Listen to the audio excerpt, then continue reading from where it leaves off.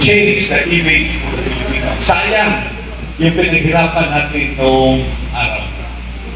Now, let me go to the other topic. Binigay sa atin yung impeachment ni Vice President Sara Duterte. Yung impeachment ni Sara Duterte, merong tatlong grupo nag-file sa House of Representatives. Yung February 2, dalawang grupo. Yung mga bayan, leftist group, nag-file sila against ni Sara. Yung civil society group, yung kasama yung parit na dating ating taon, sila doon. Nag-file sila February 2. Then sometime February 9, may nag-file din. So, Akbayan nila. Akbayan. February 9, nag-file sila. So there were 3 impeachment complaints in all 5 sa Office of the Secretary General House of Representatives. Then yung report na nabasa ko is na-refer na ng Secretary General sa Office of the Speaker. So the Speaker has 10 days to calendar it in the calendar of business. Ang balita ko, baka daw bukas i-calendar na. So pag makalendar yun, i-refer yun sa Committee on Justice. As of now, yun pa lang ang mga senators, parabayan at bayan to pink, yellow, and the red. Wala pa akong narinig na statement sa mga big political parties. But if you base the numbers of the former, the previous impeachment, they have the numbers. They have the numbers both in the Committee on Justice and in the House of Representatives. Ang maganda na ngayon is election na sa 2028. Yung maraming pumirma doon noong 2025 na impeachment na hindi nanalo.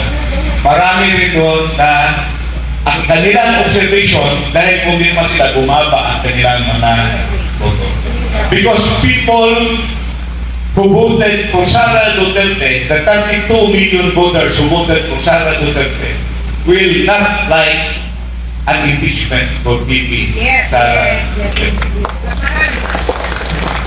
We have to express our voices na hindi kami papayag. Yung binoto namin ng 32 million, i-impeach nyo lang basta-basta ng 1/3 vote of Congress. Okay, assuming for the sake of argument na lumusot sila sa Committee on Justice, they need only 1/3 votes. We have to raise our voices. Pakita natin na ang taong bayan, 32 million, higher than the vote. Pinakamataas si Sara Duterte na voto in history. Pinakamataas siya ng voto, 32 million votes. Ang tanong, pagdating sa Senado, they need 16 votes to convict her. As of now, the majority is only 15. May 9 votes ang ay minority. Basta hindi na magdadagan yung 15, hindi mag-convict si Sara o hindi mag-impeach si Sara sa Senado. So let us support the minority na 9 at I hope madagdagan pa ang minority. Because being in Congress for mag-18 years na ako sa Kongreso, pang-anim na bagay na ito, the margin of the minority and majority in the Senate is a thin margin. Since 15 versus 9, there are 24 senators. So, 4 lang ang bumaliktad, pwede nang mag-change yung badul. So, very thin line dividing them. And you need 16 votes to convict her or to impeach her sa Senado. So, mabawasan lang ng 1 or 2 more, wala na. So, very crucial. At tatandaan natin yung mga senador kung saan sila buboto. Because some of them are running for election in 2028. At ating nakikita ng election ng 2025, majority pa rin ang Duterte voters dito sa Pilipinas. And we will stand by our votes. Ating ipaglaban si Sara Duterte because we know she has been the duly elected Vice President of the Republic. Kailangan natin tumayo at i-express yung ating mga voices. Because we are the real majority. So again, titingnan natin yung mga senador kung saan talaga sila pumoto. Kung maglabas ng resources yung mga kanyan, katulad ng ginawa as impeachment. Alam naman, pumunarits yun, mag-i-eleksyon, madaming projects binigay sa mga congressman. Yung mga hindi pumirma, zero. Pero yung mga pumirma, marami silang angkap, marami silang tupad, marami silang bakit, marami silang infrastructure projects, yung iba naging control pa. So ganun ang nangyari. May mga additional budget na pinabibigay. So as of now, hindi pa naman gumagalaw ang angkan. Pag gumalaw ang angkan niya, we will keep orders. Hindi naman pwede masikret ulit. Because yung mga congressman, may mga staff yan. Magpukwento talaga yung mga staff, may mga senador, may mga staff yan. So malalaman talaga natin pag gumagawa ng presyon yung executive sa district.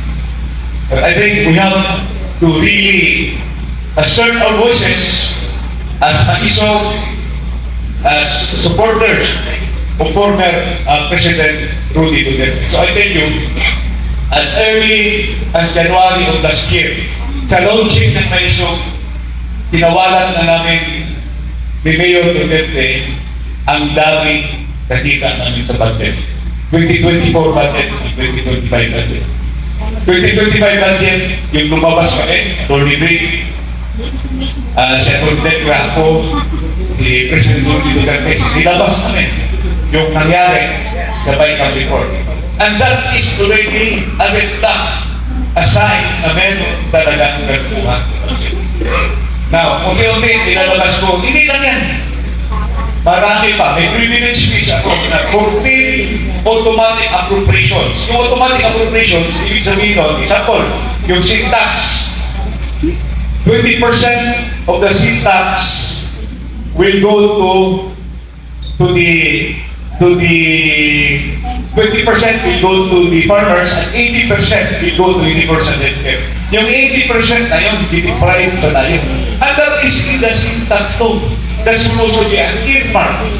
Ang GAA, which is a general law, cannot amend a special law, which is the sin tax law, the universal healthcare. Alam ng mga congressman yan, pero ginawa. Bakit? So I hope titignan ito ng Supreme Court because automatic appropriations, hindi dapat ginagalaw yan.